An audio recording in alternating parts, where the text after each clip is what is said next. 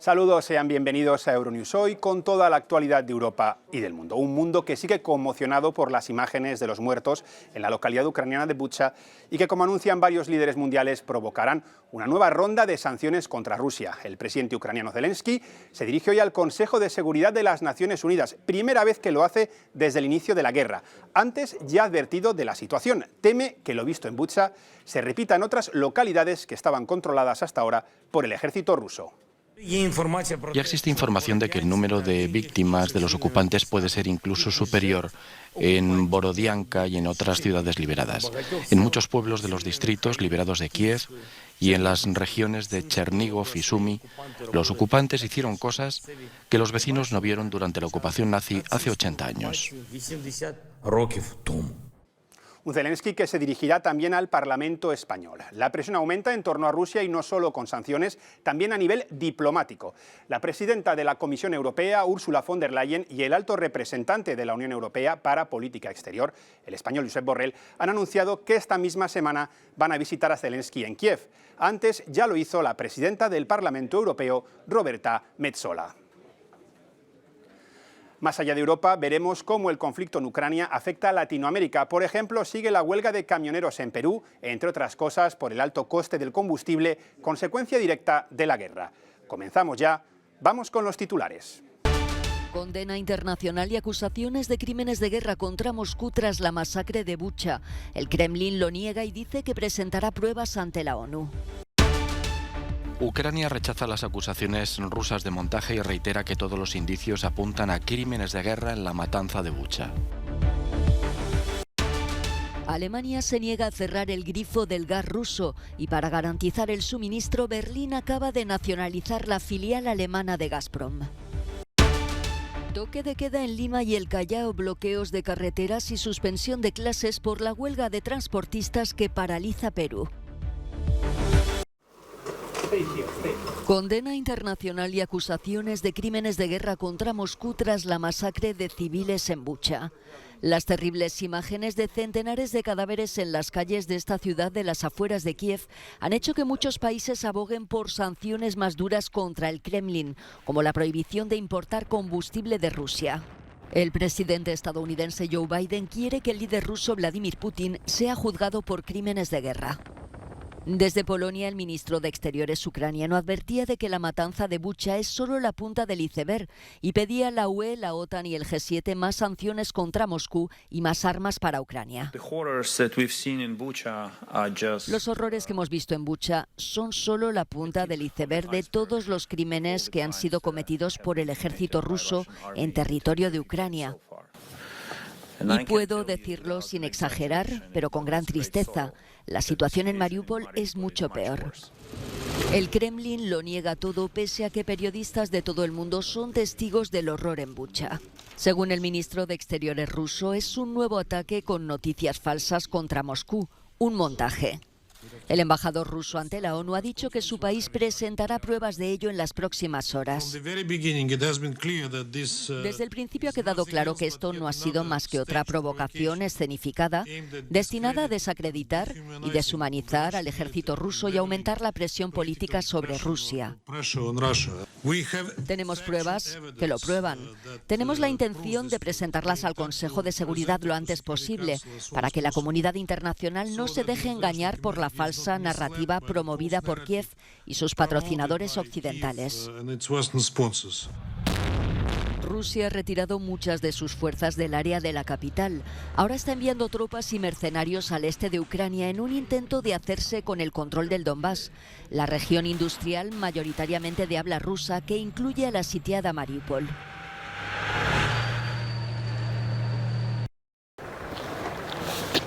Los actos de barbarie en las afueras de Kiev han marcado a quienes los sufrieron y pudieron ver cómo el ejército ruso destruía barrios y casas día a día.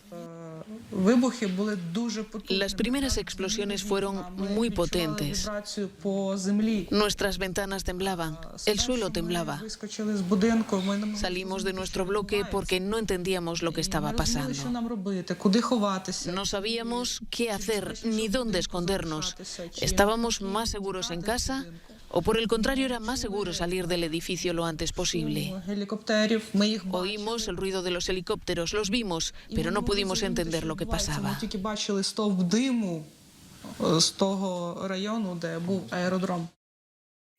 Al comienzo de la invasión, María ocultó a su hijo y a su abuela para ponerlos a salvo.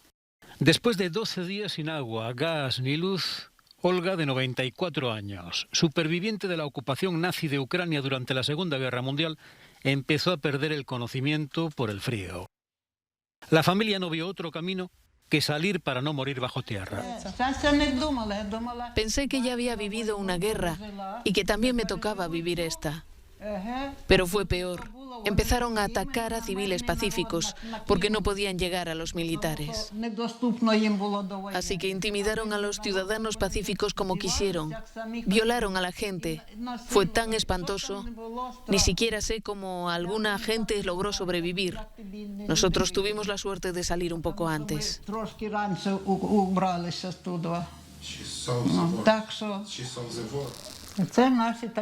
Los rusos son nuestros hermanos. Tenemos idiomas similares. Nunca pensé que se comportarían así. Han destruido totalmente nuestros pueblos. La destrucción total de la que habla Olga se va desvelando poco a poco a medida que las tropas ucranianas recuperan el terreno que hasta la semana pasada estaba controlado por los soldados rusos. Es devastador. Es muy difícil ver los barrios y las calles que conoces y que ahora están destruidos. Queremos volver. Sabemos que es posible reconstruirlo todo.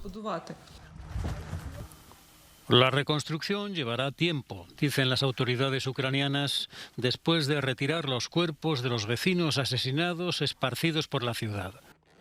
Es prioritario comenzar las operaciones de desminado. Bombas trampa a la espera de quien abra una puerta o pise donde están colocadas. Algo que calculan que llevará al menos 5 semanas.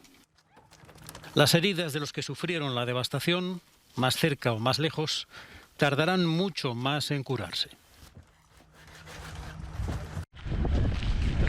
Las imágenes de civiles en las calles de Bucha que han dado la vuelta al mundo han provocado una condena casi generalizada, también del presidente ucraniano Volodymyr Zelensky, que acusa a Rusia de crímenes de guerra. Hemos preguntado al portavoz presidencial si tienen pruebas que sustenten estas acusaciones. Había gente con las manos y piernas atadas, con disparos e impactos de bala en la espalda o en la cabeza. Gente con señales claras de tortura. Cuerpos medio quemados. Y le estoy hablando de civiles, no de militares. Creo que esto nos permite afirmar que podría haber habido crímenes de guerra, indicios de crímenes de guerra. ¿Y qué dice de las acusaciones rusas de que son imágenes falsas y un montaje?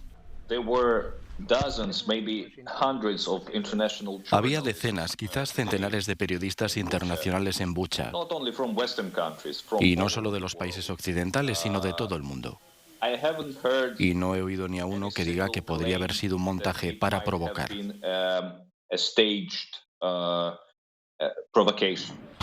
Y en ese contexto, ¿cómo pueden avanzar las negociaciones para el fin de la guerra?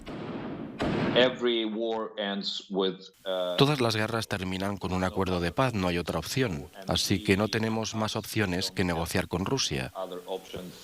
Y no importa si resulta difícil y duro para nosotros, después de haber visto estas imágenes.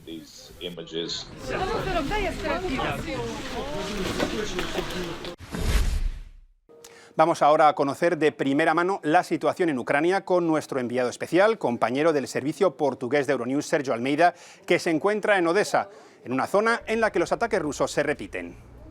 La situación aquí en Odesa es cada vez más tensa. Cuando la población pensaba que la vida empezaba a retomar su percurso normal, los bombardeamientos han empezado a ser cada vez más frecuentes. Por ejemplo, hoy a las 5:30 de la mañana han sonado las alarmas, no solo en la región, pero también en el centro de la ciudad, y fueron escuchados muchos misiles que han sido bloqueados por las baterías antiaéreas del ejército ucraniano. Otro punto de mucha atención y de muchos bombardeamientos a cerca de 200 kilómetros de aquí es en Mykolaiv. También por la mañana han sonado las alarmas. Por el momento no hay información sobre si hay víctimas o no. Se sabe que ayer 2 bombardeamientos han provocado 10 víctimas mortales y los ataques fueron indiscriminados. Hay ataques a escuelas, hay ataques a hospitales, no hay un instinto militar, no hay un objetivo militar de la parte de las tropas rusas que tiran sobre Mykolaiv. Mykolaiv es muy importante porque sirve de tampón a las tropas rusas para que no bajen hasta Odessa, el puerto comercial más importante de toda Ucrania. El vicepresidente del Comité de Integración Europea de Ucrania intervino el lunes en una conferencia en el Senado francés para pedir a los europeos más sanciones contra Rusia. Creemos que es muy importante reforzar las sanciones para que el mundo entienda que ahora es la única manera de forzar al agresor a una posición de negociación más o menos aceptable. Un embargo energético sería muy doloroso para Rusia. La conferencia, que reunió a legisladores franceses, embajadores extranjeros y expertos en derecho financiero, se centró en la congelación de activos y la confiscación. Fue organizada por la senadora francesa Nathalie Goulet, que está trabajando en un proyecto de ley para permitir que los activos congelados sean redistribuidos a las víctimas de la guerra. ¿Cómo va a transformar la comunidad internacional, como hizo con Irak y Siria, por ejemplo, estos activos congelados en activos confiscados que luego se venderán a un fondo de reconstrucción? Estos son temas en los que debemos trabajar ahora, porque no tenemos tiempo que perder. Tendremos que reconstruir Ucrania rápido y compensar a las víctimas. Los activos congelados de oligarcas rusos cercanos al Kremlin podrían ser devueltos si se levantan las sanciones de la UE. Para evitarlo, los tribunales nacionales e internacionales podrían emprender acciones penales en un futuro próximo, según William Bourdon, fundador de la ONG de Derechos Humanos Sherpa y abogado del líder opositor ruso Alexei Navalny.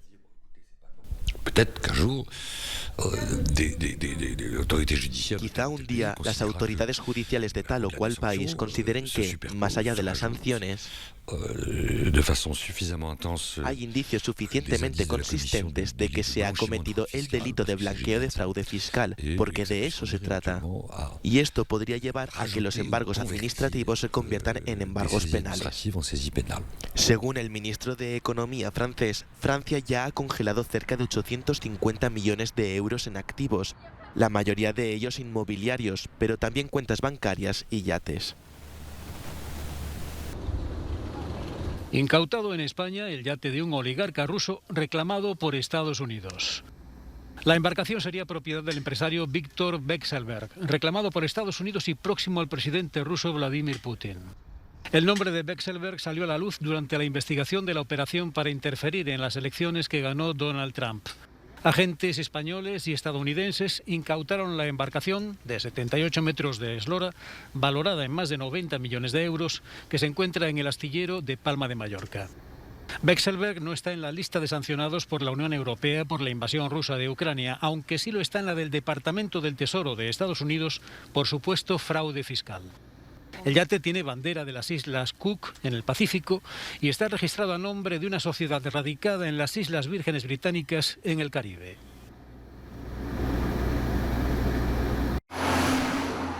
Alemania se niega a cerrar el grifo del gas ruso, cuya dependencia es enorme. Y para garantizar el suministro, Berlín acaba de nacionalizar la filial alemana de Gazprom, después de que la matriz rusa anunciase que se desprendería de ella. Lo ha dicho el ministro de Economía alemán, justificando la decisión por la falta de claridad jurídica sobre la situación de la empresa. Opera infraestructuras críticas en la propia Alemania y a través de sus filiales. Está activa en el comercio, transporte y almacenamiento de gas y es de suma importancia para el suministro de gas en Alemania. Un 55% del gas que importa Alemania procede de Rusia, así como en torno al 50% del carbón o el petróleo. Quiero destacar que el gobierno alemán hace todo lo necesario para garantizar el suministro. Esto también incluye garantizar que no expongamos las infraestructuras energéticas en Alemania a decisiones arbitrarias del Kremlin.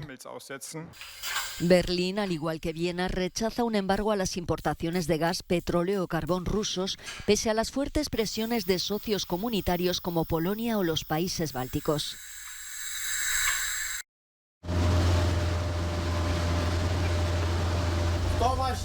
Paren máquinas, alerta de combate. El Mar Negro es otro de los campos de batalla de la guerra. Rumanía, uno de los países ribereños, ha tenido durante más de una semana su armada en estado de alerta máxima. Todo para realizar ejercicios de detección y neutralización de minas. Los buzos de la Armada ejecutan un ejercicio que consiste en neutralizar una mina detectada cerca de este buque. El riesgo es máximo. Desplazadas por la corriente, las minas pueden alcanzar la costa. Las minas están por todas partes. Según el procedimiento, las neutralizamos y las transportamos a un lugar donde podamos destruirlas.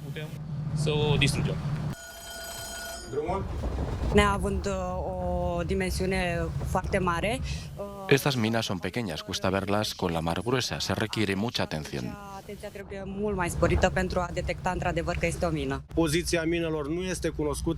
La posición de las minas es indeterminada y los marineros tienen que tomar la mejor decisión para evitarlas. Por eso estamos en alerta máxima. Acesta este motivul pentru care noi suntem în alertă maximă. Era la primera misión real de este tipo para este barco. Era extremadamente exigente. Entrenamos constantemente este tipo de casos y ejecutamos el procedimiento que hemos preparado durante mucho tiempo. În momentul respectiv am făcut ceva real. Am făcut ceea ce pentru ce ne-am antrenat atâta timp. Los barcos han recibido el aviso para que usen ciertos corredores para entrar y salir del Mar Negro. Este tipo de ejercicios para detectar minas tienen lugar a diario, para proteger el acceso a los puertos de Rumanía.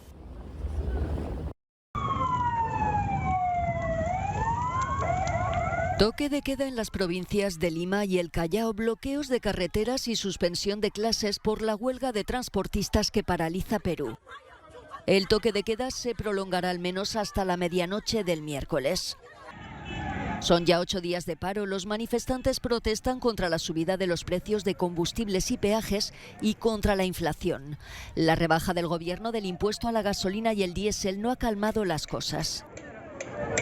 Tenemos que trabajar doble, tenemos que hacer olla común, tenemos que trabajar doble, extras, tenemos que hacer muchas cosas, todo el día hay que trabajar. El azúcar estaba hace una semana a 2.50, ahorita está a 6 soles. Y el pollo hace 2 días estaba a 12 soles, ahorita está en 16 soles. Lo que estamos pidiendo nosotros, que si ya el presidente va a exonerar los impuestos, espero que más adelante no suba. Lo que sí tiene que el gobierno tiene que intervenir, regular los precios. 4 personas han muerto desde el inicio de la huelga por circunstancias derivadas de los bloqueos, pero ninguna en enfrentamientos con las fuerzas del orden. Los disturbios en 11 regiones de Perú han dejado al menos una veintena de detenidos. Además de los bloqueos, ha habido saqueos puntuales de supermercados y comercios.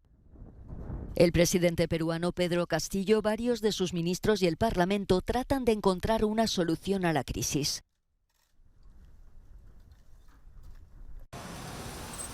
Costa Rica ha elegido al economista Rodrigo Chávez como su nuevo presidente, tras una campaña llena de promesas de cambio y de una lucha frontal contra la corrupción. Las reacciones fueron variadas entre los costarricenses, de los cuales Chávez obtuvo un 52,9% de los votos.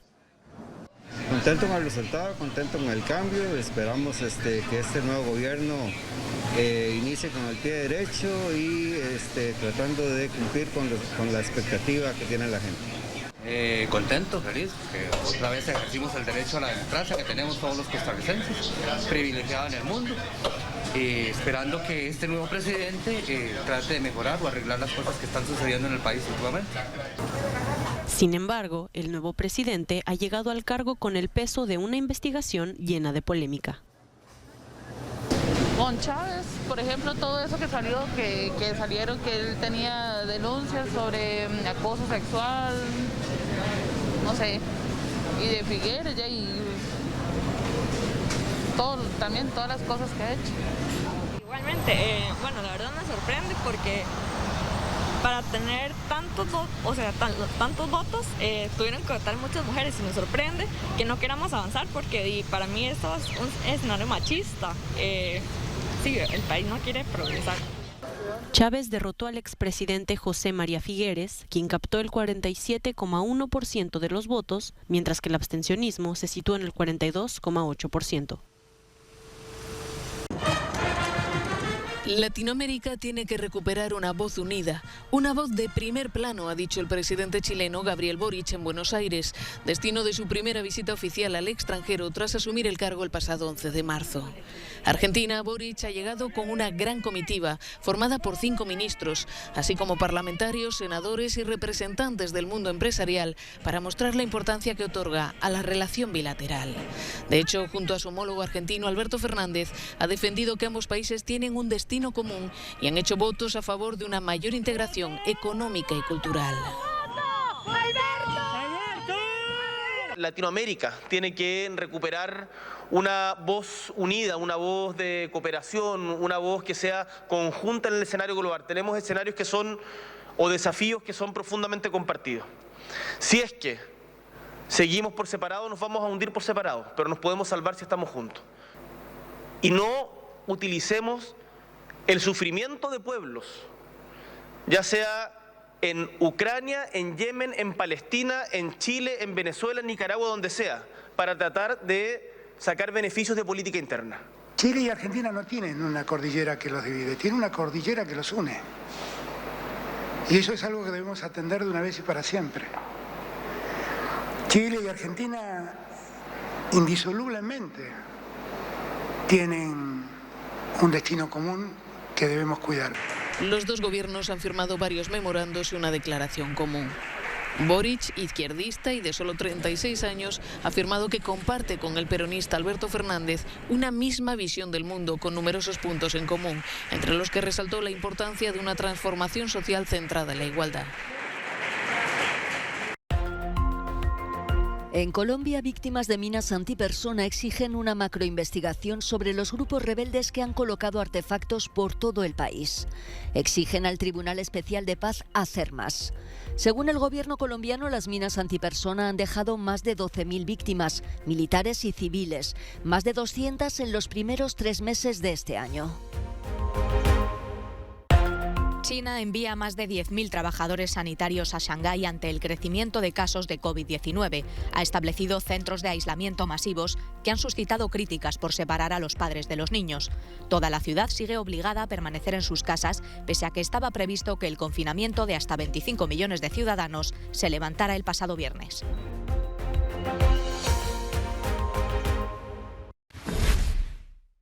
Hasta aquí llega esta edición de Euronews Hoy. Gracias por acompañarnos una vez más. Ya saben que pueden seguir informándose en nuestros boletines y las redes sociales. Les dejamos con el No Comment del día, este homenaje de las estrellas de Broadway a Ucrania en Times Square. Que pasen un excelente martes.